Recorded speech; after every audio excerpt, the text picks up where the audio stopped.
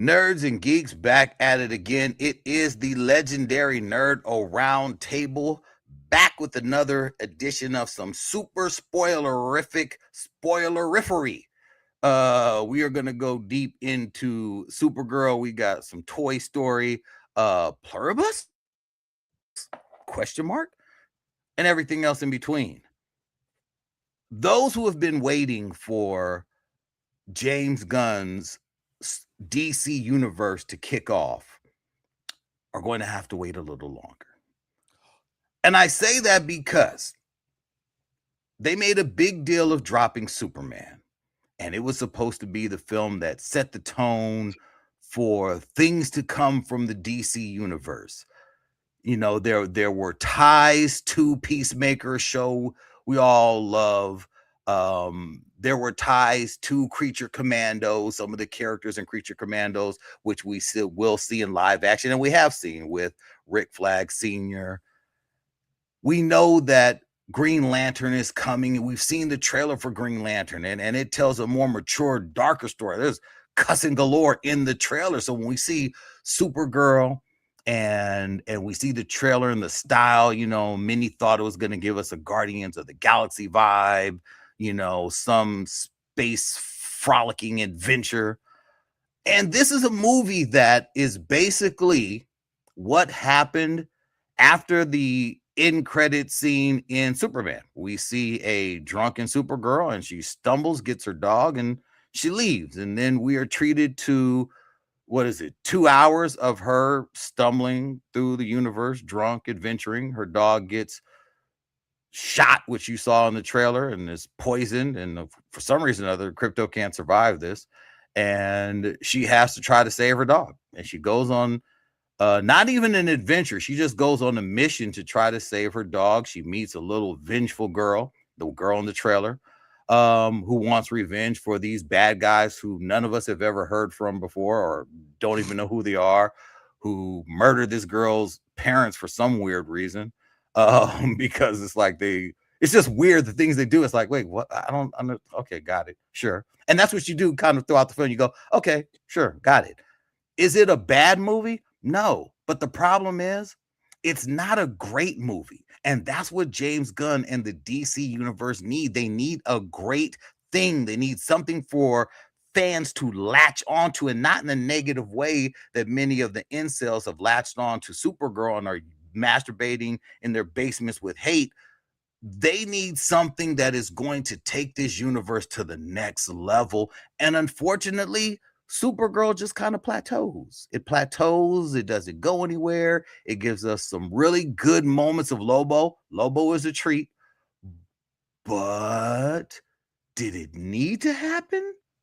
I don't know. I just don't know. I really, really loved Tom's take on it. Tom's analysis of this film, I thought, was fair and brutal where need be, as far as really peeling back the layers of why something like this just isn't hitting the mark, you know. And Tom. Yeah. I mean, look, when the MCU started with Iron Man captured lightning in a bottle, and Feige had a plan. He knew that Iron Man was good. He didn't know that Robert Downey Jr. was going to be embraced as he was and become the backbone of the entire MCU. But he did two things. One, he kicked off with an amazing movie with an amazingly charismatic star who was perfectly cast. And he previewed with a next look post-credit scene that Nick Fury, Black Nick Fury, was there. And Black Nick Fury was inviting Tony to lead the Avengers Initiative. So all of a sudden, everybody knew, oh, okay, so all of these movies are going to tie together. And you had the Hulk, who was kind of separated, except you get Thunderbolt Ross, you get Betty. But he wasn't really connected in any big way until Robert Downey Jr. has a drink with Thunderbolt in the bar. Talking, and they're drinking absinthe apparently, or at least melon balls. And then you get, I think it was Thor that was next. And you get Coulson, and you get Thor, and now you've got Jane is in here, and you've got the Asgardians in here. And so each of these movies was set up in a way to mimic a genre. So even if you didn't have an onboard into, there's this guy in this metal suit, you got into Buddy Cop because it was him and Rhodey. And he's a playboy billionaire who's funny. And so you kind of got this buddy cop, funny guy dynamic going on, which works. And then once you get into Thor, you've got the Lord of the Rings crowd because they're speaking with funny accents and they're fighting mythical beasts. And then they come down to Earth and they get to do some more stuff. And all of these movies, you know, Captain America was a throwback, you know, a classic World War II yarn.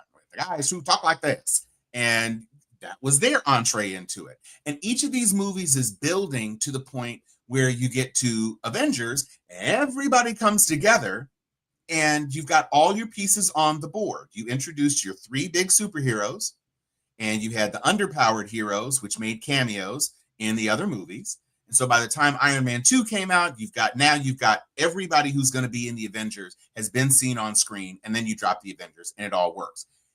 You have had a previous DCEU, which had $2 billion films in it. And so the audience has seen Superman, they've seen Batfleck, not as his own standalone, but in 3 movies. You've had a Wonder Woman solo movie, you had a second Wonder Woman movie, you had an Aquaman solo movie, you had a second Aquaman solo movie, and you had The Flash, which the less said about that, the better. And then you had Suicide Squad, which actually brought in a Joker into your universe. And then you also had these side projects like Joker and Joker Folie à Deux and The Batman and, you know, then the Suicide Squad. It was never as cohesive as Marvel's vision, but it still did have billion-dollar hits. And then the Snyderverse, which was very passionately defended by some people, but hated by others, they decided to turn a page. And you go to James Gunn, whose The Suicide Squad did not do nearly the business of Suicide Squad, but he's funny and he likes goofy characters, and that works for us, and so fine. This is not the way to build a universe. This just wasn't a film that was necessary. And I think to your point, Tawala, it's not bad. But when you're spending $165 million plus another in promo and marketing, you have to have better than not bad. Mm-hmm. You have to have something that is moving the ball forward. If they had broken up this 8-issue comic book into a not Disney, a Warner Brothers, HBO Max series, like they did with Peacemaker. This was 8 episodes. This was 8 issues. So you could have turned it into a Peacemaker. And because the stakes are lower, it might have cost $165 million across all 8 episodes, maybe. But since Alcock only got $400,000 to be in the movie, and she was, you know, absent Momoa, who was a cameo, she was the biggest star, maybe it wouldn't have cost you $165 million to do 8 episodes of this story, especially if they were only 40-minute episodes or 22-minute episodes. And so now you got 4 hours to give us some of this Supergirl, do a little more character building of her. Mm-hmm. Because to the point, how is she even drunk by the time she gets back to Earth? Even if she came from a red planet, she's out of the red planet's orbit and she's into a yellow sun orbit before she lands on Earth. And she comes from wherever she lands on Earth to get to the Fortress of Solitude. The alcohol should have been burned out of her system. The poison burned out of her system in 15 seconds. So how is the alcohol not burned out of her system? And she said she had to be on another planet with a red sun to even get drunk. And so there were just lots of problems with a character, you know, that Supergirl is a thing. There were 5 seasons of the Supergirl show or whatever. So people are familiar with who Supergirl is, but they aren't familiar with this Supergirl because Melissa Benoist was never drunk on camera. She wasn't, she was a virtuous, like a female Superman. And now you've got this rebel chick, and fine. So give us a little more about why she was actually a rebel. We don't see her in Argo City cutting up. Now, granted, a whole lot of people were dying, so maybe you don't get as much a chance to do that. But the point is that we don't really understand enough about why she's angry. I thought it was fine. The Ruthie character is straight from the comic books. It gives her a sister to care about. It gives her a motivation besides Krypto, although she didn't ever really embrace the fact of the family. Krem, even in the comic book, is a shit villain. And so I guess he killed the family because he wanted the weapons, but the only weapon that seemed to be important was the weapon that she maintained possession of. And also, which was weird. It was weird. And how about this? When I watched Kill Bill, there was a whole segment of the movie establishing why a Hattori Hanzo sword was some good shit. So by the time she introduces the sword to the other killers, they're like, oh shit, that means something. I don't know anything about Ruthie's dad. He's a weapons master and he immediately gets killed. That's all I know. And then she has the sword, but the sword doesn't appear to do anything miraculous. Like the Hanzo It's just a sword. It's just a sword, and a heavy sword for a little girl. And so, well, it's supposed to be, the steel is supposed to be special. Right. It didn't show us anything. I know they said that, but I'm just if the sword had cut off a wing of a spaceship or something, or if the sword had killed it, she threw it and it ran through 3 people. Yes. When all we knew about the Hattori sword was when she battled Lucy Liu and sliced her ass with it. Nobody knew Lucy was dead until Lucy was dead. That's what we found out about that sword. And that sword was badass. Supergirl couldn't really handle the first villain that tried to steal the sword from the little girl, like wielding it. I'm like, it didn't cut. She was on a Red Sun planet, so no. I'm talking about the sword, not her and her depowered self. I'm talking about the fact that she was using the sword, and I thought, like, okay, we're gonna see this sword cut through. And for those who didn't see it, she was fighting this big monstrous villain who had a hammer of some sort, and she was getting knocked around. I'm like, so the sword couldn't cut through. I mean, she stabbed that guy, but it didn't do anything. It didn't do anything. And speaking of other swords, Crouching Tiger, Hidden Dragon, that was a badass sword. Yeah. Because what we find out is that it is impossibly light, but also can cut through anything. Yep. Well, they seem to want the sword. That's what made it even more bizarre. They seem to want the sword. People, the dad had a reputation, but after he killed them, we don't know left. anything. I think that's the thing that was confusing. And burned down the whole shit. We don't get an indication that he stole the whole cache of weapons, which is what he offered him. So that whole setup was just to say Krem is a dick. Yeah. And I posed a question. And then in the why chat. leave the girl alive? Well, that's the other part. Because you needed the vengeance arc. That's the only reason. None of it makes sense. He killed her brother on a goof because the brother tried to scare his sister. He threw an axe in that motherfucker's back and then killed the dad and killed the mom first, then killed the dad out of pique, but doesn't kill the little girl and allows the girl to keep the sword. So I posed in the chat. Here's the other big problem with this movie. Who is Supergirl's arch-villain? Supergirl is a character that has only basked in the light of Superman and other characters. This is a character that's never had a successful comic run because, Tom, to answer your question, she does not have an actual villain that we know of. And in a movie, one thing you have to have in a superhero movie is a villain. And quite frankly, Krem, who supposedly has the power of 100 men, okay, so 100, let's just say they're Steve Rogers men. So 100 men lifting 500 pounds, Okay, that's 50,000 pounds, right? Against a Kryptonian. Yeah, but So as even soon how he as they got died to was Bilky, stupid. even though it was dark at Bilky, Bilky was a yellow sun planet because they told us it was a yellow sun planet.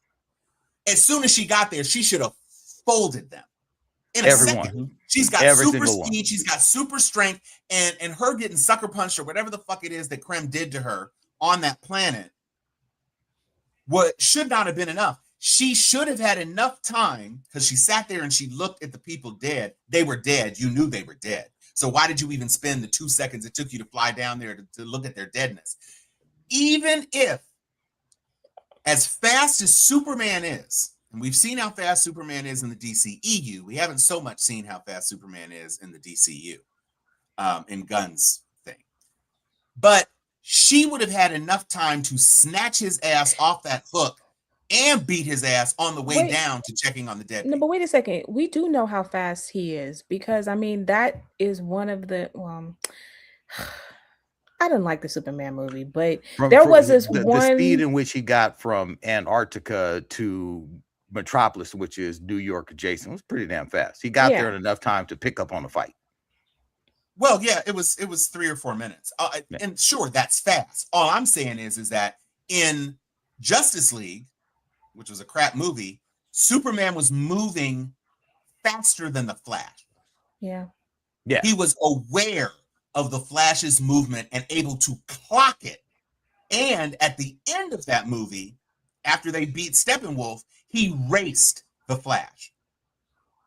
And so that's how fast Cavalman was. We've never seen how fast Corin Sweat is. True. Not to move like that. He spun people around real fast, but not to move like that.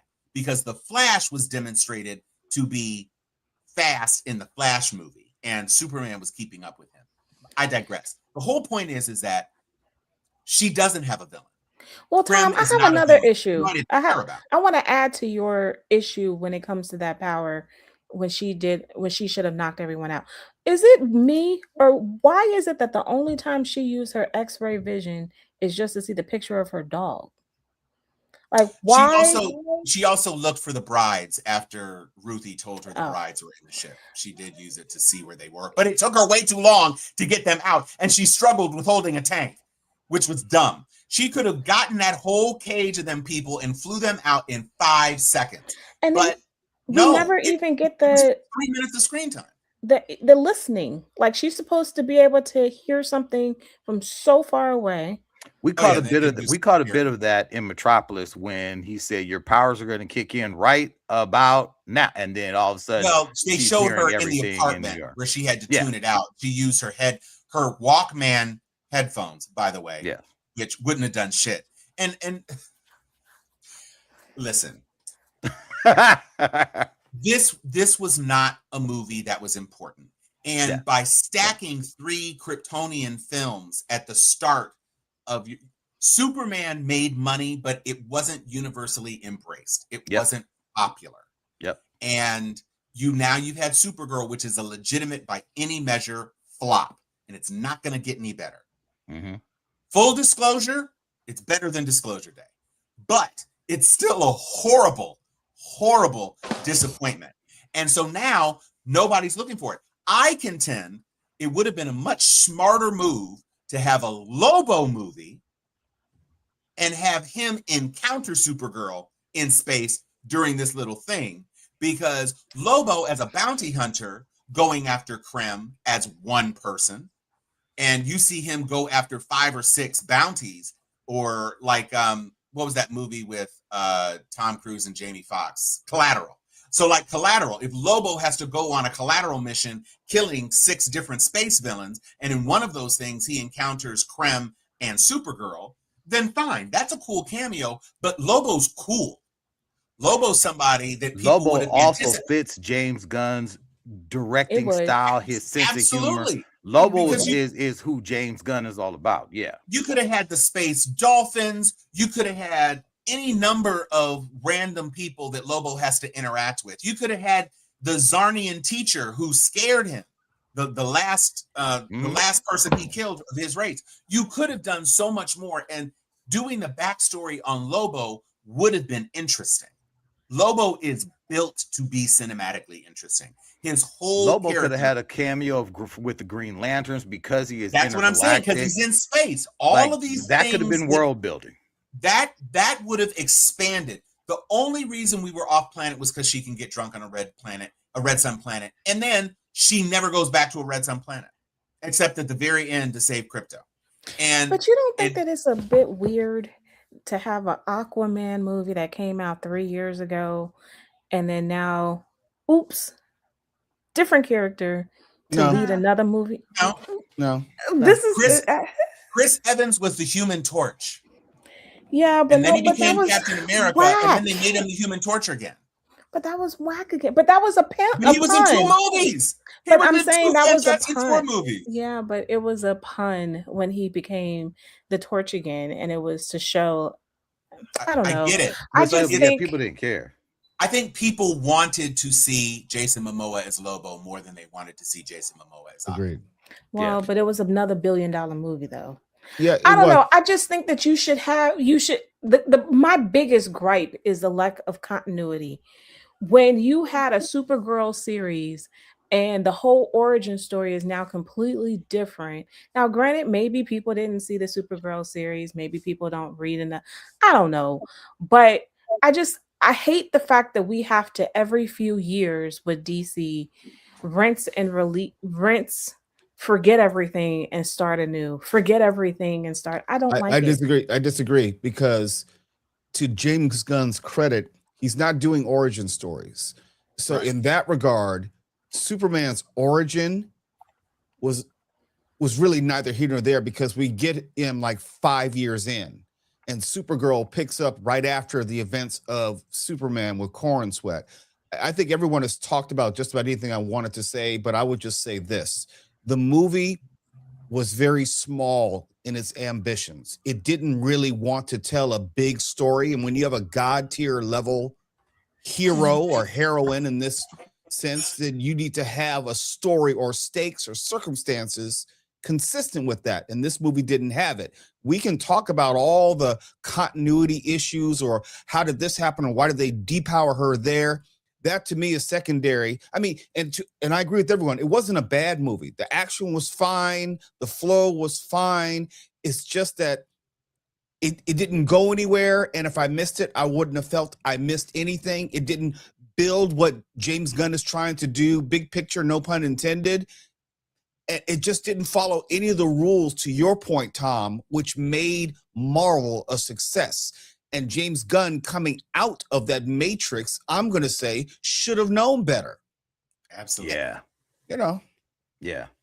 And this is a film that when you watch it on the big picture, I saw it in Dolby, and the whole time I kept thinking to myself, I could have watched this on TV. It looked like it was made for TV. The nothing about it screamed big screen, like every world they took us to. I'm like, this doesn't look like we're going anywhere. It doesn't look like we're in outer space or on some other world. There was nothing about it that made me feel like we were traveling anywhere. I'm like, I felt like we were going from one set to another. And I'm like, if that's what you're going to do, you could have put this shit on the Max app. Like I would have had more fun watching it and really a short form series. Now we wouldn't have needed 40 minutes to an hour of each episode. This story only had about 30 minutes, an hour and 40 to watch. minutes. Like it's not built. The story itself is not built for the big screen, and that is something that DC does suffer from, the fact that they do not have us outside of Wonder Woman. They do not have a single female character that stands on their own. Batgirl is only shines in the light of Batman. Wonder Woman is her own character, and if he was going to do a female-led film, he should have started with maybe he should have launched, if he's world building really, you want to go somewhere else, if you're not going to do Green Lanterns next, he should have gone on and done the Themyscira series, which was supposed to be a world building event where we see Themyscira and we see the origins of Wonder Woman, and he wanted that to be a series. He could have gone with that. He should have done something that would have been shock and awe, casted someone that we were like, oh shit, that really embraced it. Does Homegirl, does she fill the role of Supergirl? Yeah. But there isn't a animated story, even the Superman Batman Apocalypse film, the animated film, which I'm just watching. Supergirl's character in it is cool, but it's not as cool as the Batman threatening to blow up all of Apocalypse, with doomsday weapons if he doesn't let the girl go. Shit like that was like, ooh, Batman is badass. James Gunn isn't tapping into the badassery that he has in his hands. And if he's gonna do quirky, weird things, then do quirky, weird things. Do Lobo, do some shit where we can say, this is a different universe. This is different from what Marvel gave us. But giving us Supergirl, it's like giving us Captain Marvel. And Captain Marvel was not a big film. But by the time we got to Captain Marvel, we were, most folks were like, did we need to see that just so we could see the pager scene come to life? But Tuala, Captain Marvel had two real problems. One, because she was introduced at the end, even though chronologically she was the first. But Captain Marvel, if Marvel had released that near the beginning, in and around the time of the first Iron Man, we would be saying the same thing. The character itself is not strong enough. True. To build that world, even though Captain Marvel was the first.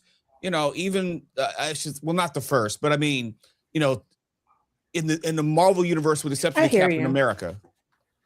But you just didn't need her story, and I think we don't need Supergirl's story here. What little story there was. No. Yeah. I mean, the dealing with the pain and trauma of losing the planet, her parents, all that. I mean, that was fine, but it got lost in a film that couldn't find itself. The film couldn't find itself, and it was just it was tough. It was really tough. But also, she actually grew up with her parents. She has memories of Krypton. She has memories of Krypton and her parents. Kal-El didn't even get that until he finds out 33 years later that his parents were actually fascistic assholes. So that's pretty awful. You think that your parents are one thing. You've been raised by very nice people who have the thickest, craziest Southern accents and no understanding of how a cell phone works I've ever seen on TV or on film, but they were nice people. She had a loving family, and then was sent off. And so, there was no Batman tragedy killing in some alleyway or something. It was like, babe, we're all dying. You don't have to die. Although I don't understand why she apparently was the only person who was not succumbing to kryptonite poisoning. Why would that come on people slowly? It's radiation. The whole planet out of convenience. Just thing of convenience. It just didn't make any sense. Is the point. And you said something about Wonder Woman being the only female character in DC that isn't tethered to a man, and it made me look. And when you look for DC heroines, it's Wonder Woman first, Supergirl, and then Batgirl. And then in the second tier of people, you get Power Girl, who is Supergirl. Then you get Starfire, which, Starfire was kind of her own thing, but a teammate. Nobody ever ran out, aside from George Perez's pencils, to get a Starfire comic. Right. So she doesn't really count. And then you've got Big Barda. Okay, but Big Barda is really only Big Barda because of Darkseid, and then later Miracle Man when they got married. So there aren't, unlike Marvel, where you've got Storm, who, even though she was a team member, she definitely stands on her own. She is not beholden to anybody. She left Black Panther because she was so about that life. And you've got, even though Captain Marvel was she was Ms. Marvel before, she stands on her own as a powerhouse now. Captain Marvel didn't even live very long to do that. And you've got some other, Scarlet Witch, the most powerful female character in the MCU right now. next. Black Widow, She-Hulk. Yeah, Black Widow stands up. I mean, well, I don't know about She-Hulk, but I mean, as a comic run, her popularity has maintained since her debut. Yeah. So, but there are other characters that aren't just ciphers of a male counterpart. Is the point. Right? Yeah. And they're female characters who can stand on their own. And in the universe, you had Hela as one of the scariest foes anybody ever faced in the MCU. Right. And you have not had a female antagonist. I mean, maybe Enchantress, but that movie was so horrible, that had that sort of scary power scale that, you know, could be a world dominating threat. And you had Wanda and Hela, right? Which is kind of crazy that you had those two people as significant folks who were threats on their own, just as individual people. So I say all that to say, a misstep. I didn't need to see this. I didn't need to see this now. And aside from David Cornsweet saying, I really could have used you on that last mission as backup on that mission, you're setting up Supergirl to be completely superfluous. Yeah. You don't need two super people on any mission. You just don't. I also saw it in 3D, and I was highly disappointed. I mean, this movie had zero elements that were 3D. Maybe the dog getting shot at, but no. When the dog got shot at, well, say if the pistol's in 3D, yo, that would have been fun. It would have gave me something, but it was such a waste. It was such a waste. I was so thoroughly annoyed. And then to not have an after credit scene, I was like, what is this? Which, okay, now, something about this film, it did strike me as odd. Its release and the rush to announce it and even to put it out, when you throw in the fact that I believe that James Gunn and Peter Safran or whatever, I always mispronounce his name. I believe that they saw the writing on the wall, and that while pressure to put something out, because there is a lot of unsurety with the fate of this new DC universe, because the individuals coming in to make this grand purchase of Warner Brothers are individuals who are largely and overwhelmingly tied to the Trump administration. And they are largely tied to a group of critics and a fan base that is not with they tore Superman down. I remember we were on Later with Mo Kelly. We were talking about how they were going after the film for things that is like, this is known. I mean, they were tearing down Superman for how's he saving the day and this, that, and the other. And they got a black man as all the crazy shit they were saying. I don't believe that James Gunn, who has been highly, highly critical of Trump, I don't think that he actually feels safe with making moves with the studio in the precarious place that it is right now. I know there was just news this past week or so that they met with the would-be owners of Warner Brothers, and they said, like, yes, we like what you guys are doing. Things are going great, and we're big fans of you know what we're seeing. Those are things that you tell someone that you're about to let go. Mo and I have been in this recent situation where we were about to do a Halloween party and this shit was going to be big. And every time we would ask about it, it's, oh yeah, you know what? Let's get back to you. But you know what? We love what you guys are doing. The show is great. Everything sounds good. But look, no real feedback, no real nothing. And we kept on going back to, okay, so that's great. Thank you. But what about the party? We'll get back to you. And I think that that's what James Gunn and his crew are feeling right now. They're feeling like, should we really be pushing this hard and putting our all into something that we don't know if it's going to be there? I mean, for God's sake, you're putting out your next film is Clayface. That's a huge departure. That is a DC Universe film. It is a horror film. They're like, it's a real horror film. Body horror and shock and awe and grotesque things. And I'm like, I don't know if they're really, really confident that they're going to have a future with this studio. I just don't think so. With the things that they want to do, you don't have basically a non-binary Supergirl in a company that, you know, is run by folks like, you know, the Ellisons, who are like, we don't believe in that. So, you know, I don't know.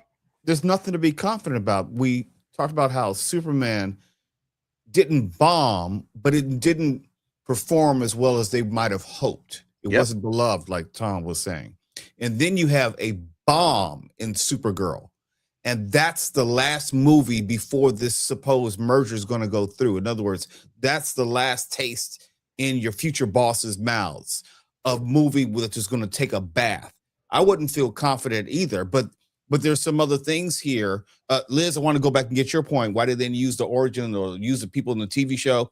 That was the Berlanti universe, Greg Berlanti. None of that shit survived. None of that had ever crossed over to the big screen. We had talked about how Grant Gustin as the Flash would have been better than old dude as the Flash. But the TV universe never, ever intersected with the Snyderverse or anything in a cinematic sense. And that was a loss. Yeah. I will say, if he's still out here talking about, please cast me as the Flash. Grant, he's still out here. Yeah, I know. But that ship is sailed. He needs to go and let that go. He needs to let that go. But well, he's not a sexual predator, so that. But he will not be the next Flash. That much I'll tell you. Yeah, they're trying to go slightly younger, or keep individuals in their 30s. And while Grant Gustin was a great Flash, I don't see individuals like that. I think the only people that James Gunn has openly said that he is still got on board from anything that has existed before him is he has latched on to Xolo Maridueña, who he felt was done dirty with Blue Beetle. He said he loves him as an actor, and he really loves the character, and he wants to do something special with that character. He thinks that he deserves a shot to be brought over and to get it done right. Viola Davis, who he's like, I'm probably one of her biggest fans, and she will forever be Amanda Waller, so she's staying on. And John Cena's Peacemaker is the only other character that existed necessarily before he came on. He didn't even, that's why he was like, even bringing back Rick Flag, he was like, nah, I'm gonna kill Rick Flag. I want to do something with Rick Flag Sr., and I've got different ideas. So that's about all we're slated to see.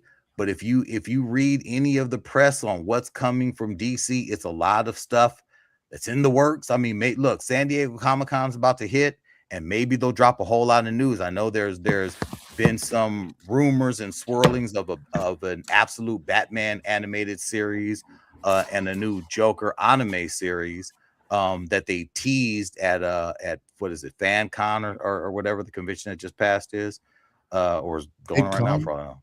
So yeah, we'll see though, because I don't know if any of that's gonna happen, man. I doubt it. I just doubt it. I don't know.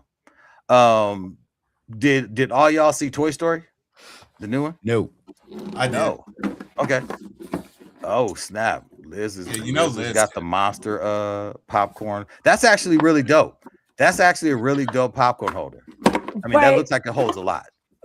Well, if you take the action figure out, then sure. Oh snap! I don't have all that. I saw that at the theater. I was like, that's really, really dope. But it was hella expensive. Sold out. And then on the first night, you did get a card. A trade. Oh, that's I did get the comic book. They got the first issue of Supergirl, Woman of Tomorrow. I didn't get that. Man, I know I didn't see that in IMAX. They were giving out if you got IMAX tickets. I had Dolby, and they're like, "Oh no, this is for IMAX." Oh, well, I got it anyway because Barbara at Topanga 12 is dope. I like Toy Story. Yeah, I think Toy Story is actually a sequel to Toy Story 2. Because Toy Story 2 was the introduction of Jessie, and the most emotional scene in Toy Story 2 was when Jessie was talking about the girl that abandoned her, Emily. And so they had that song, When Somebody Loved Me, and it was a beautiful little scene, and it kind of sets up the emotional arc of, Woody eventually saying, well, maybe it is better to be on a case where somebody loves you because the kids are just going to give us away. And then the big lesson we get at the end is that Andy has a sister, and so Jessie gets to become the sister's toy. And this movie kind of closes off Jessie's story. This is the first Toy Story movie that doesn't center the relationship with Woody and Buzz. It's her story, and Buzz is a part of that story, but not really. Although, as for people who have not seen it, in the very first scene, it's established that there are about 40 other Buzz Lightyears that were in a shipping container and end up somehow in this. Oh, they build a boat and they end up getting to the States. So, and they play an important part in the third act, which is cool. I thought that was a cool way to integrate and to necessitate their presence, because otherwise, kids don't play with cowboys anymore. So obviously the Buzz toy would be the toy that would get into mass production. And so they cleverly introduce an importance for them being mass produced in the third act, which was pretty cool. So this movie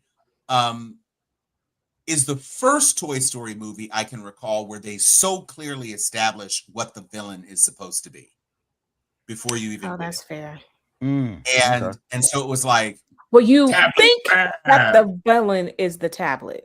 Correct. And the tablet does do villainous things, but again, I don't want to spoil it. The movie's doing very well, so people are still going to go see it. Go see it with your kids. It's fine.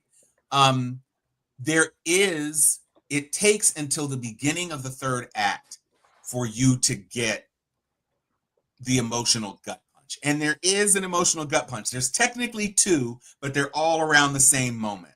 And that's what said, this is Jessie's story. This isn't anybody's story, but Jessie's story. And it's a very, very satisfying conclusion. And the other part of it is, so tablets bad is the overarching thing, and kids playing and kids being imaginative, good, which is a perfectly fine message. Can't disagree with that at all. And the way they choose to tackle that is by introducing another protagonist who is lonely, like Bonnie is lonely, and Jessie decides it's her job to get these two kids together. And so that's kind of what it becomes the mission of the movie in the second act. And so it doesn't have like in Toy Story 3, I remember legitimately being terrified for the kids in the audience when they were in that big ass lava pit that was just stirring and all the toys were about to die. I was like, these kids are going to be so fucked up. There isn't anything like that in Toy Story 5. And it doesn't have the whimsy of Toy Story 4 because there weren't as big a stakes, but it was like passing the baton to Bonnie, basically was the whole point of Toy Story 4. And so we pick up in Toy Story 5 with Bonnie. But this does feel like this is it. I don't think there are stories to tell. Oh, I think that there would be. Toy Story 6 would be a lot. That's all. You know what? I'm gonna tell you. I didn't want to go see this because Toy Story 4 was a lot. I'm gonna tell you the reason why is I have to think about this. I was a kid when Toy Story came out, and I have grown up with Toy Story. And since they took such a huge gap between 2 and 3, or what's the gap between 3 and 4? I think the gap is between 2 and 3. Well, I think the bigger gap is between 3 and 4. Okay. So when my kid went to see 4 because they were not alive when 3 took place. None of them were alive. So then it was 4.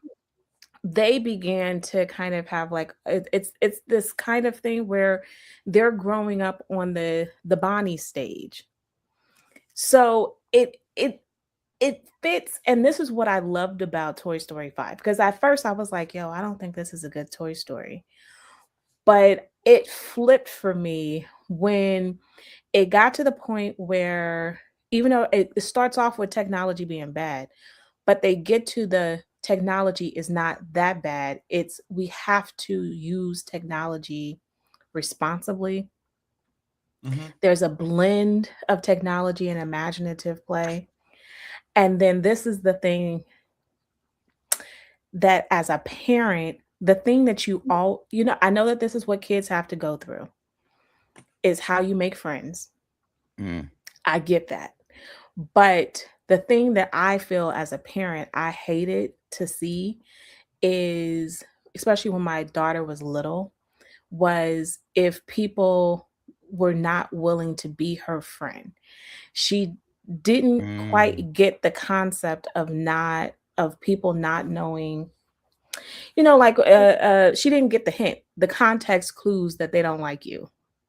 Yeah. And so watching the Bonnie kind of go through that, it was like choke. Like the notion that I just want to have a friend, especially when you're an only child. I just want to be a friend. I just need a person. And as a parent, you do have those conversations like, well, making a friend is important to them, especially at that age. It's the center of their world in making friends. So technology can open up the door in making all kinds of friends. And what's interesting is now that you've opened that up, or you've introduced us to that theme in the film, now I understand why my daughter, who growing up had so much trouble making friends, like my daughter, she just has just a different vibe, and making friends was always really important to her, and it was just really tough. Like her brother, just everyone loves him. He goes anywhere, people gravitate to him, even that he works with me now and at the job, it's like everyone loves him. He's a good dude. And it's not that my daughter isn't a good person. It's just that, she's just, she grew up in an awkward duck, and making friends was always tough, because she came back and she was like, I don't think I could ever watch that film again. I was a wreck. That film punched me in my gut all the way throughout. And it's like, I didn't know what it was. I was like, it's Toy Story. What do you? I mean, I know, I get it. Toy Story 3. I was a wreck. I was Oprah crying in the damn theater. I was ready to kick a kid's behind when I was like, "Don't you see my kid saying hi to you? Why can't you turn around and say hi? That's the least you can do." Like, I mean, I don't understand why you got to be that rude. And that's the thing that I loved about it. I was like, because you want your kid to have at least one friend.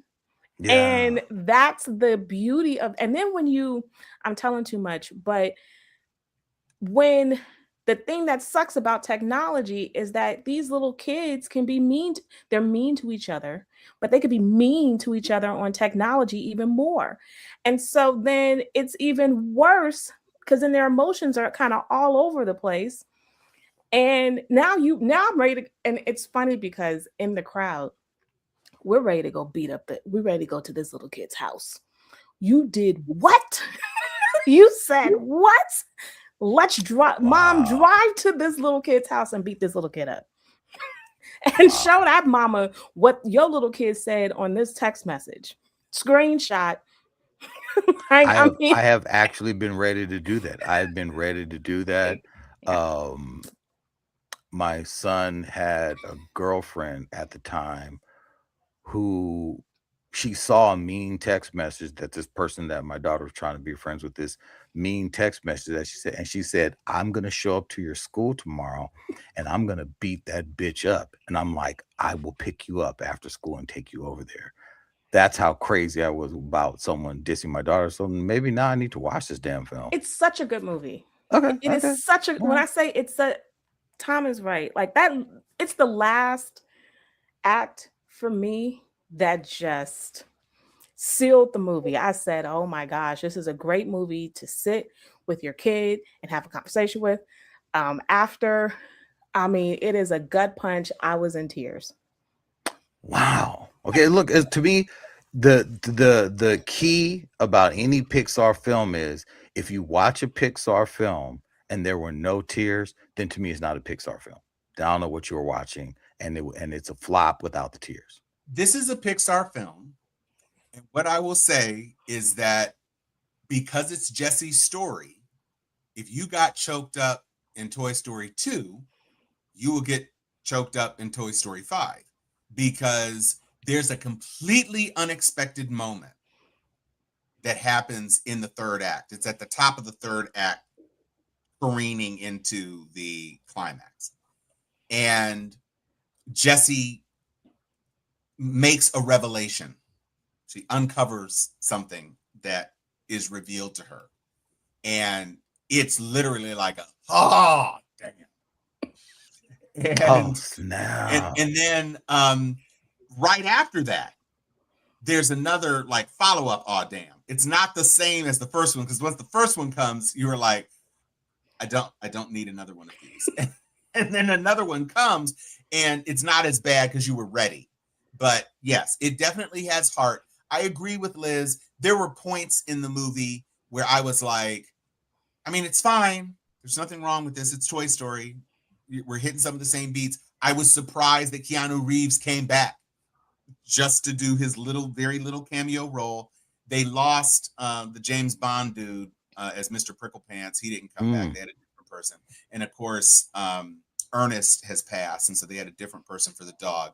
But Mr. and Mrs. Potato Head, you had the piggy bank, you had the spork and his wife. Right. I don't know how I feel about that. I don't know how I feel about that. But married to a knife. It's so cute. Yeah, but the way they play the knife wife, and they lost the opportunity to say, I now pronounce you man and knife. They could have done that, and they did not. They did not do that. But they kind of imply that the knife wife is special needs. And they lean into it. Now, the fork character is a goofy character, but I'm saying the knife wife, no, she extra. So I guess to the point is that it is a fine movie and a fine closure. I'm just saying, to me, you haven't introduced any new toys that have the iconic nature of Woody, Buzz, now Jessie, and you know, the crew. So you would need, I just don't see that there are any more stories of these core characters or about children and toys. You've pretty much hit on all of the big themes. If there's a Toy Story movie that doesn't involve kids at all, then I think fine. But I think you're treading into Wreck-It Ralph territory if you keep trying to mine this this thing. It made a lot of money. It's at almost 600 million. It may get to $1 billion. I don't know if it will, but there's one of the things that I've respected most about Pixar is that they haven't just gone for cash grabs. You know, it took a long time to get Incredibles 2. It could have taken longer. And you didn't get A Bug's Life 2, although I think you got a TV series out of it maybe at some point. Yeah. But they don't just do it because you got Inside Out 2. And Inside Out 2 was a worthy successor to the first one. Thank God they didn't have a Bing Bong sequence in Inside Out 2. I don't think I could have handled that. Nah. Yeah. But, you know, Pixar cares about what they put out, by and large. That's fair. And so when a story has run its course, they brought out 4 because they gave us a grown-up Andy. And it gave us grown-up Andy passing on his toys to Bonnie. And so that felt like a good place to end it. But then somebody said, what about Jessie's story? That was 4. Bonnie gets all the toys at the end of 4. And so somebody said, well, what about Jesse's story? And I agree. This is Jesse's story. They've never had a female lead as the focus of a Toy Story movie. And this did that. And it was just in the way that Supergirl was a girl power movie for your daughter, this was a very girl power movie. Any little girl who loves to play would see this movie and feel seen and affirmed. And you just know at the end of this movie that Bonnie and her new best friend, Black Rancher Girl, are going to be friends forever. And that's a very positive end result. Okay. I just don't know that I would want to see another. I did like the fact, one last thing. I did like the fact that they made Woody bald. Yes. It's like the concept. They want us to kind of really hit on the fact that these are old men. Buzz and Woody are old. There's an upgrade Buzz, and there is a balding Woody. And the upgraded Buzz is an important part of plot. Yeah, I was right. It was Toy Story 3 that they passed the torch to the little girl. But Toy Story 4 is when they get lost. The toys all get lost and they become ragged toys and at the fair, and that's when we get Forky in kindergarten. So, but where's Bonnie in number 4? Look, I didn't like Bonnie, number 4. Bonnie is number 4. Keegan She and was Pill were whacking it. Well, But Bonnie, I thought Bonnie is the got the toys in the kindergartner. end. No, Yeah. she gets the toys in Toy Story 3 at the end when he wants to pack everything up because he's going off to college. Toy Story 4 is she's a kindergartner, her first day of kindergarten class. And then they take a road trip and they go into the fair and the toys are all lost at the fair and you got that bad baby. Oh, that's right. They were on the motorhome. Yeah. Okay. Yeah. And then okay. Ugh. Yeah, that was trash. I like Toy Story 4. No, I've liked them all. I haven't been disappointed in any of the Toy Story stories.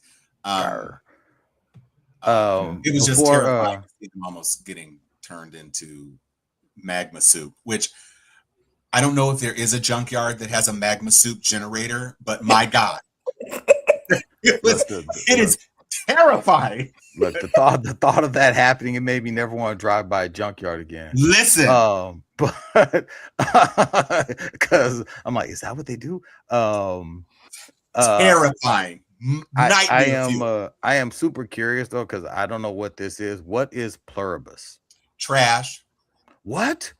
Intriguing. So it's just pure trash. No, it's not pure trash. But by the time we get to episode 9, it was absolute trash. So the easy premise is,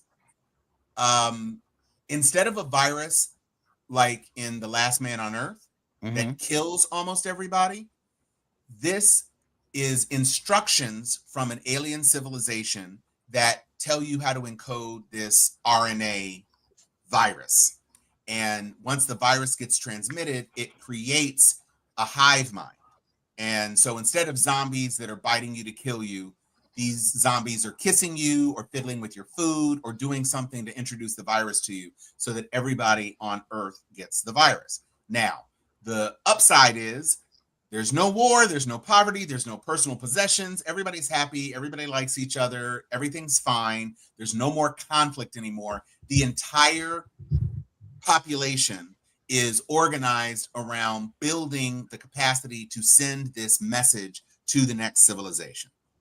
Tom, that sounds a lot like Invasion of the Body Snatchers. It seems kind like of, but it's not exactly, because the Body Snatcher aliens really were kind of like automatons. In this consciousness, you are aware.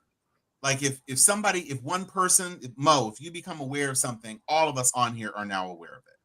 All of us have access to the memories of anybody in the hive, which means all of us have the skill set of anybody in the hive.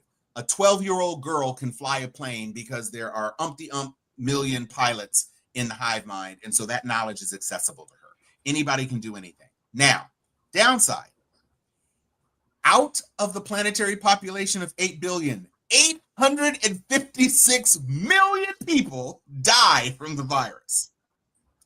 And then there are 13 people who are unaffected by the virus. So now you've got 7 billion people all on the same team and 11 people who are not on the team. And one of those 11 people is the angriest J.K. Rowling ever. That part. She sells all of these books. She absolutely hates her fans. She thinks they're dumb. She can't stand that this is the stuff that's selling.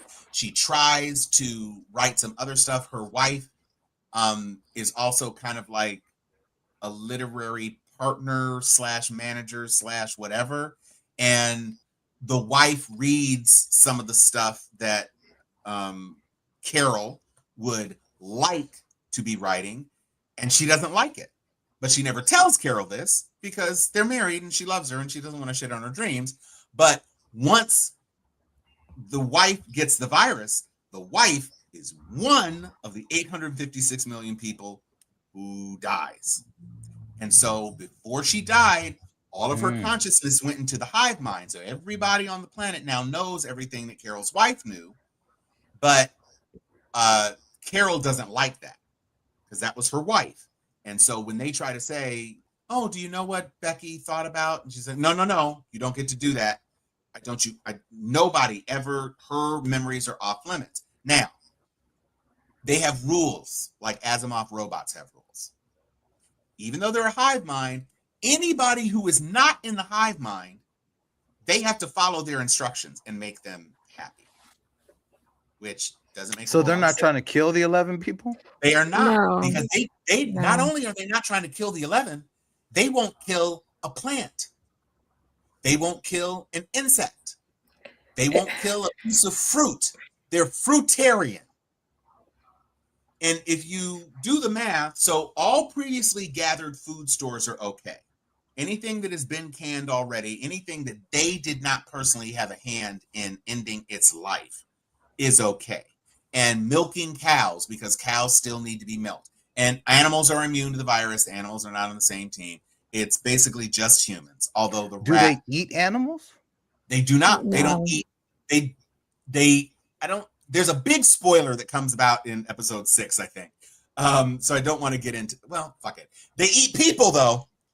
If a person dies, they will reprocess that tissue as food. It's called human-derived protein, HDP. And John Cena tells us about it. Well, the individual known as John Cena, because they're all a hive mind. They're like the Borg, except without the fascism.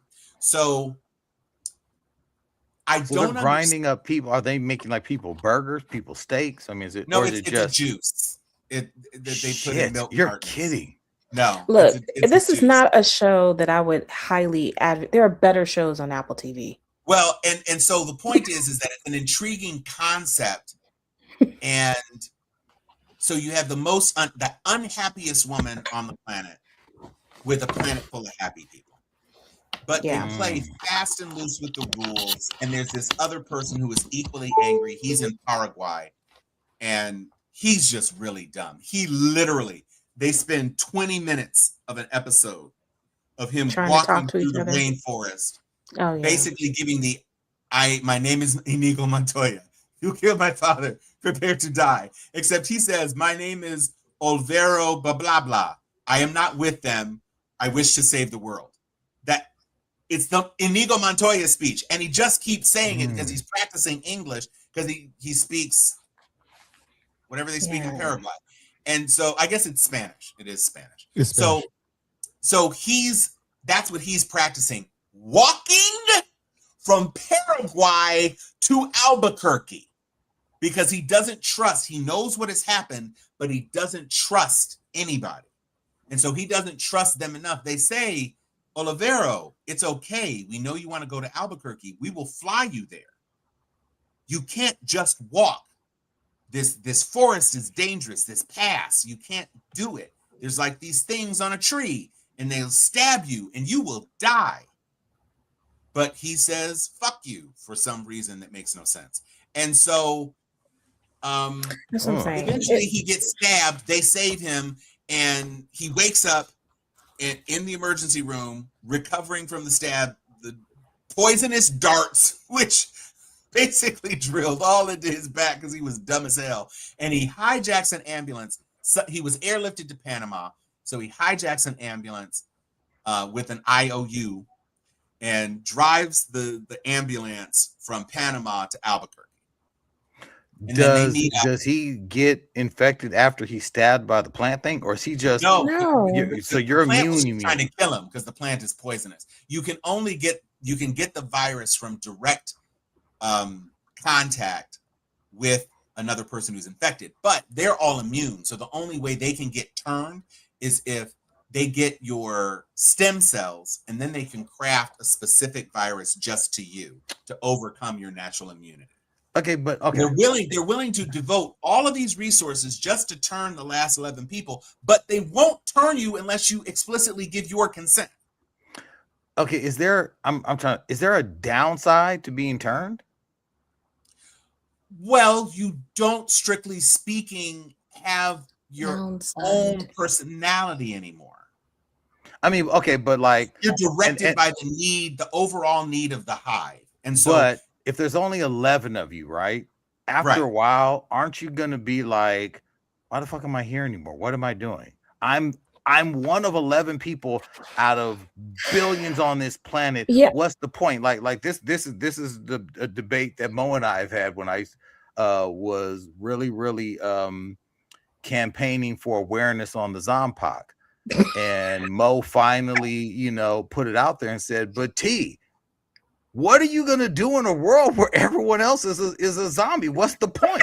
What is the point of you not being a zombie if everyone else is? You can get anything and everything you want.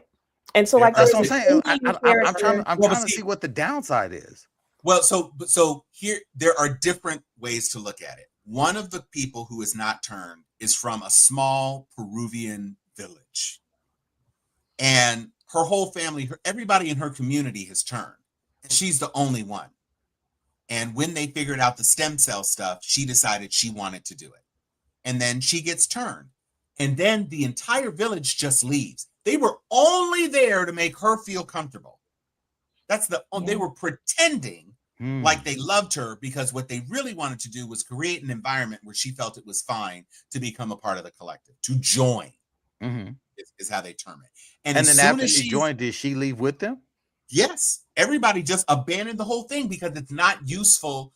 It's not a good use of resources to have people in isolation. It's better to concentrate people, according to the thing. So I don't there know. is a family where the mom has a son. I get the impression that the Indian chick, I don't know if you agree with me, Liz, I get the impression that the Indian chick was ready to go. That if she had the chance, she would do it. But then there's this one dude, he's a French African pimp. And basically he says, I need you to take me to Vegas.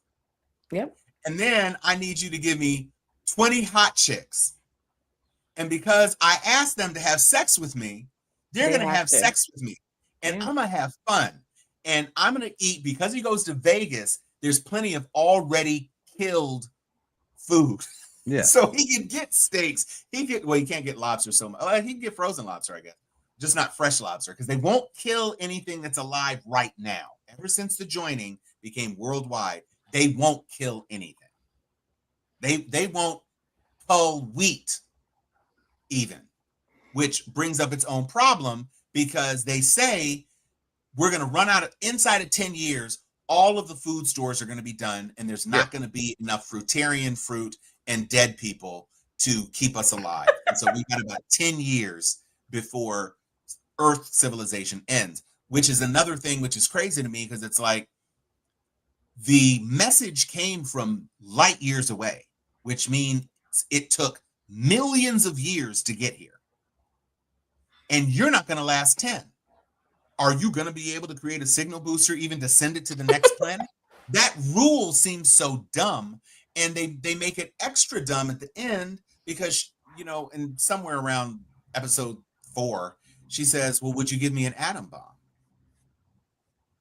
And it's a black guy she happens to be talking to. And he's like, do you want an atom bomb? She says, I'm not saying I do. I'm just saying, would you give it to me? And he says, well, we think we would, if you explain to us why you need it. And so, long story short, at the end of episode 9, because she kind of goes up and down. She's very, very against it. Then something happens and she becomes a little bit more cool with it because she realizes that she does need people. You know, she did love her wife. Yes, she needs a companion. She wants a companion. And she thought she would never find a companion. But because these people are so accommodating, her chaperone, she develops feelings for, and the chaperone ends up messing it up because the chaperone can't or won't lie. Again, I don't know why, because psychic harm is as much as physical harm. You could have just lied. But what ends up happening is that it causes her to stop embracing the joining, and she asks for an atom bomb, and the season ends with an atom bomb being delivered to her house. Okay, I'll say this. At this age, right? If the joining jumped off right now, and my kids and my family, like all of y'all are all in the joining, and I find out there are like 11 people dispersed around. I'm at that age where I don't really want to make, like, say, new friends. I don't want to go and meet anybody. I don't want to go hang out with folks. I don't want to, go, let me go, cross country and go meet this guy because I want to have this non-joined conversation about what I hang out with this dude. I'm like, yo, you're an asshole. I don't want to hang out with you. I don't even feel like fucking like what you get down with, right? So there's only 11 of us. All my family and friends are in the joining. You all are all having this shared conversation. I like also, and now look, I do like to be left alone. Like, I like just leave me alone. I'm cool, right? But I think I'd rather just say, fuck it, man. I'm just gonna join the joining. I don't see why we're not all joining the joining. Yeah, but the problem is you're the joining, you get to be of service to somebody. I'm not serving nobody. Look, if there's only 11 people left, if I'm in California and like the one free person is like, I don't know how many states over. Why do we in the joining have to go there? The people that are next to them, we can all link mine and say, hey, you all that are right there. If this person is in Kalamazoo, I'm in California. Why do I need to go? I can link with the people in Kalamazoo and we can all say, hey, Kalamazoo people, please them. We're good. Not that type of show. We're good. Well, so here's a couple of things. You keep using these singular pronouns. Once you're in the joining, there is no singular pronoun. So here's a scenario. You're not in the joining, but the three of us are in the joining. If you asked a question of Mo, as long as Mo knows the answer, if it's in Mo's memory, I can give you that answer. Because he's not Mo, I'm not Tom, I'm not Mo. We are the joining. So, yes, you can say, I need to communicate to Kalamazoo or just have da-da-da-da-da, but that's not how it works because you don't even have a will. You don't even have self-determination. You are aware of who you are. You are aware of the memories of your body, but you are no more Tawala than anybody else in the mind, anybody else in the hive mind. Basically, so the joining isn't like a cult that we've all bought into. The joining is we've given up all free will at the genetic level to become part of a hive. That's kind of whack. So to your point, the whole show is whack. Yeah, it's not great. And it's got a season 2. Yeah. I mean, look, there's a lot of people talking about it. That's why I was curious, it's on the run. So if you haven't watched Three Body Problem, watch Three Body Problem instead. Three Body Problem is a better show. That's the one that's on Netflix, right? It's on Netflix. Okay, yeah. I don't have the Apple TV, so I wouldn't be able to watch it anyway. Yeah.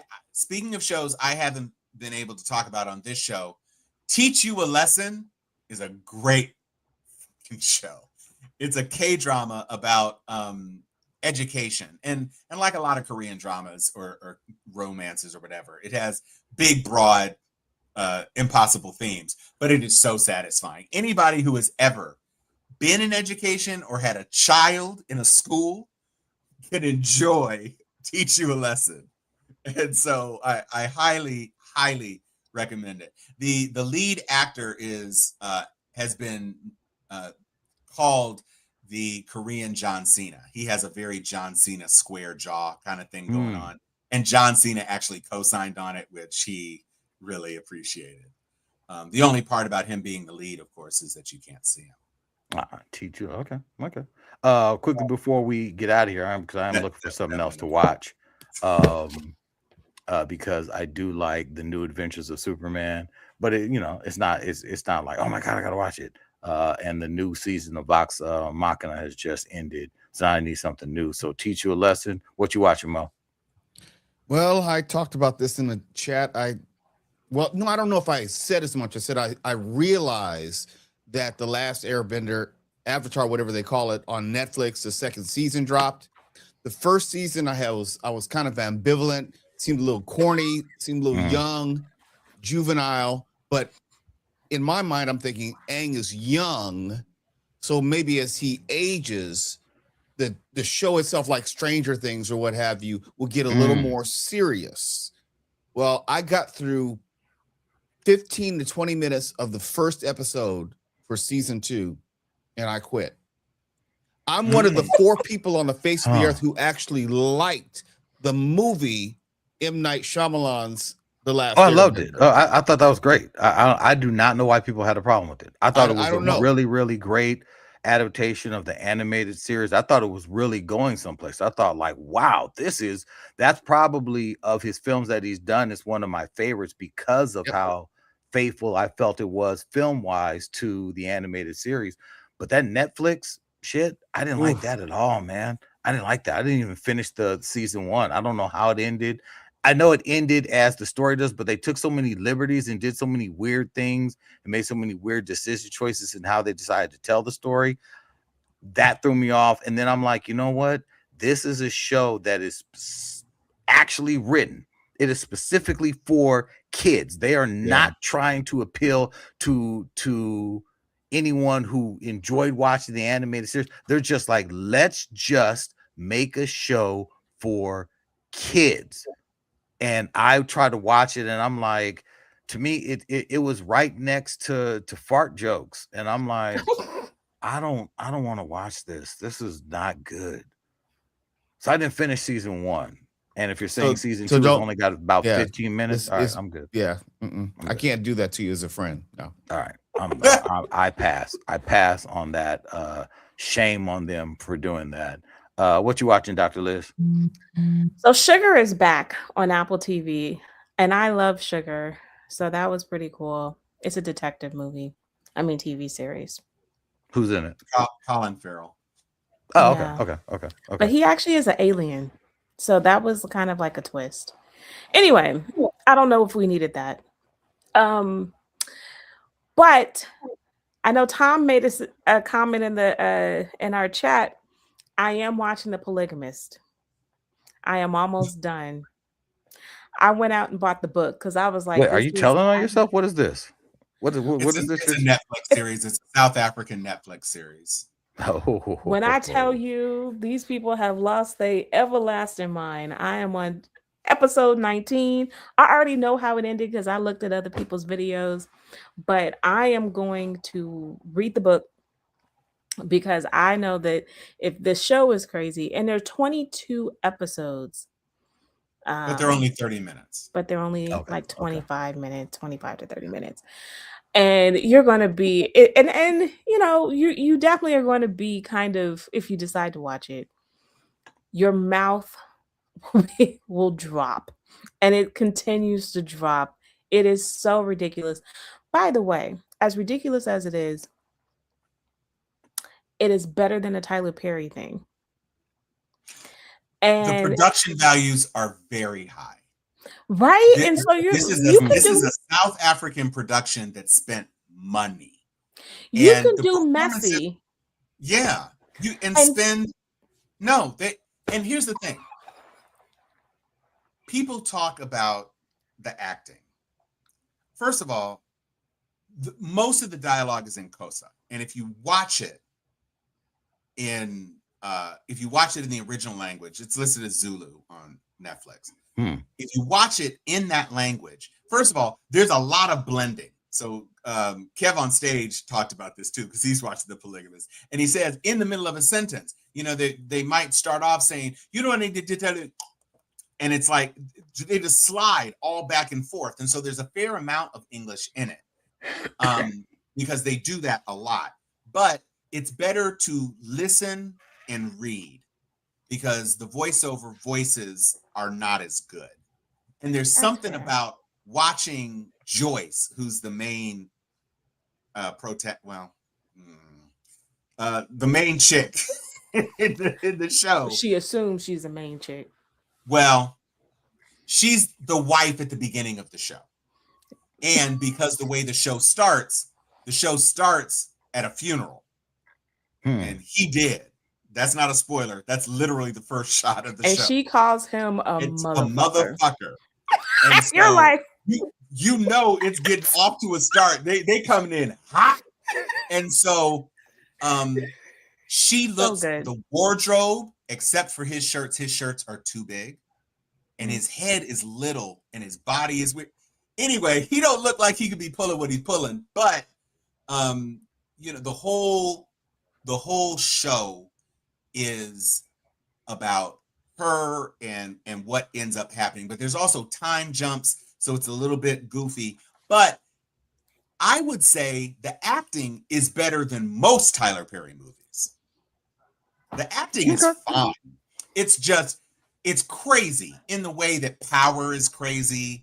And you got all this stuff going on in Power. Like there was that big revelation that the boy was actually the son of whatever, Mary J. Blige's son. Yeah. So there's big black dramatic BS, but it's not poorly acted. You've got Joyce's mama is the sage old woman, like, girl, you sure this is still a marriage? Like, what's going on? So it's, I haven't been sucked into a binge. Like I've binged some shows, but I'm not turning it off. And I think it's because I think it's because also they're in small chunks, and there's something that's so ridiculous out of every episode that you're like, okay, let me run. Let's just keep going. Like, what is this? That's very smart because that's how Zola became a series of texts turning into a feature film starring Coleman Domingo. So smaller digestible chunks for nonsense is a really smart strategy, because I don't think if you had to watch 11 hours of this show, I don't think it would be as successful as watching 22 25-minute chunks of the show. Well, okay. I tried to date a young lady who was into poly. She had I don't know what they call it, a harem. I don't know what she called it, but she wanted me to be down. I couldn't do it. I wasn't up for it. What? I wasn't up for the life. I'm sorry. In this scenario, are you part of the harem or are you organizing the harem? No, I was part of it. She wanted to add me to, I guess, her harem. She has you were a concubine. I guess I don't know what you call it. How many people? I don't know how many people. I knew about 2 people that were in it, and I just was very uncomfortable. I couldn't do it. So that's what they call them now, a harem, a male harem. I mean, I guess I don't know what I was. I was part of the harem. Yeah, okay. He was a nerd-O-Roundtable. It didn't. In theory, wild. When did she slip this in? Did she do it on the first date? Metaphorically. Yeah, this was off the top. This was off the top. Pause. This was Did you say top or in the tip? beginning. This is in the beginning. No, I can imagine right now, Eartha Kitt, Twala. I'm interested in you joining my coterie. I mean, it was. I can't remember what it was called. It was. She said And a she had a phrase name once. for it. Yeah, there is a name. I can't remember. It was something, and Meet Marcus. And I remember my response was, "Wait, you want me to be part of your harem?" And I think that was my response, is the way it was being explained. She was like, "Yeah," and it's like, you So know, wait a I mean, second. like, It's look, all men and one woman. yeah. Well, I don't know if she had women. I don't know if she was into women, but I know that there were two other dudes. And she said, you know, you don't gotta worry, like, they're cool, you ain't gotta worry about them and this, that, and the other. Just, you know, what we do is during our time is our time. And in the beginning, I was like, oh man, this sounds like a perfect, like, no strings attached type fun, and this, but it wasn't. I was very uncomfortable. It's just there was things I just was like, Tawala. You're looking very sharp. You think we didn't catch the fact that you actually considered it? I did. I absolutely did. So Mo, basically what he's telling us is that he was unwilling to be a part of the joining of the Yes. They be sharing all types of shit. All sorts of things. Because I think maybe that's what was part of the she don't make that sound when turn off was the way she freely spoke about the rest of the harem, and it was not. I just was like, you know, it's like, you know what, I don't want to know these things. I don't want to know these things. Oh, that's funny. You know, like when you're told, like, see, when such and such kisses, they do it like this, and I don't really like that. So I want someone that can really kiss. You actually hold on. You got that far down to the conversation. We got deep into the conversation. That was the prelude. That was the prelude. Yeah, she was talking about. He thought she was talking about an ex. She was trying to make you the next. Yeah, very clearly, without any shame, without anything. You know, she was very. But if you weren't a good kisser, then I may have been talked about. Disqualified. No, because there were other good things that I brought to the table. You know, just like, you know. So then there would be you would need to have another one. You know what? And the way that it's broken down is like each person brings something really, really solid to the table. Like everyone makes up somebody. Like everyone makes up part of the perfect guy. So yeah, there was I thought I was down. And I was not down. I couldn't you wanna be down. I could not. Oof, no, that was very uncomfortable. The fantasy is always better than the reality. Listen, yeah. Tawala being a himbo was not on my nerd bingo card.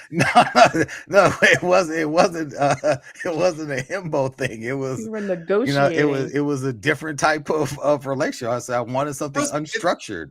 It's polyandry. Yeah, I mean, it lacked that conventional structure, and I thought, like, you know, I want something different. And that was a lot more different than I want. I was not more different. Down. I was not down. All right, and with that, there's plenty of shit coming out in July. We got off the top, what is it, Moana, followed by Spider-Man, and then Odyssey. Then X-Men 97 drops Wednesday.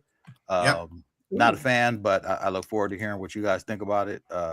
I didn't plan on watching it because I did not like that first fucking season. Oh my gosh, have you seen the popcorn bucket for the Odyssey? It is supposed to be crazy. So large. At least what the images that are out there, I'm like, I don't know if they're real, but they were like that Trojan horse. I was like, that's crazy. I saw someone holding it, and it is supposed to be.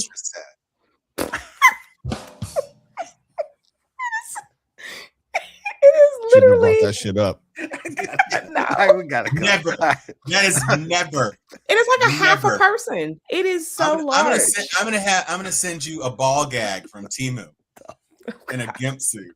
I got the list. Please take us out. Okay, we're good. Good night, everyone. Mo Kelly. Jesus. Just take your whole ass home. Okay, look. Tom, okay. All right. Where is my sister wives' suits? I think brother wives. This ain't right. This ain't right. Okay, this ain't right. All right, Excelsior. All right, we're out. Okay. I've obviously said too much. Jesus.